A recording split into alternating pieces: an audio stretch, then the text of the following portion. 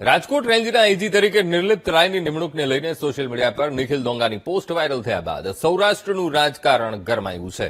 આ વિવાદમાં ગોંડલના પૂર્વ ધારાસભ્ય જયરાજસિંહ જાડેજાએ જણાવ્યું કે મેં ગૃહમંત્રીને ભલામણ કરીને કડક અધિકારીને મુકાવ્યા છે, તો કાયદો અને વ્યવસ્થાની સ્થિતિ ગોંડલમાં જળવાઈ રહે તે માટે મેં માંગણી કરી હતી। ચૂંટણી સમયે ખોટા આક્ષેપો ન થાય તે માટે અમે જ ભલામણ કરી હતી। નિર્લિપ્ત રાય કડક અને બાહોશ અધિકારી છે। તેમણે વધુમાં કહ્યું કે આ નિમણૂક ગોંડલ અને આસપાસના વિસ્તારમાં કાયદો અને વ્યવસ્થા મજબૂત કરવા માટે જરૂરી છે અને તેમાં કોઈ રાજકીય દબાણ કે વિવાદની વાત નથી। મહત્વનું છે કે નિખિલ ડોંગાની આ પોસ્ટમાં નિર્લિપ્ત રાયની નિમણૂકને લઈને કેટલાક આક્ષેપો કરવામાં આવ્યા હતા। નિખિલ ડોંગાનો દાવો હતો કે નિર્લિપ્ત રાયની બદલી રોકવા એક શક્તિશાળી બાહુબલી ગણાતા નેતાએ સંપૂર્ણ પ્રયાસો કર્યા, પણ રેન્જ આઈજી તરીકે નિર્લિપ્ત રાયની બદલી રોકી શક્યા નહીં।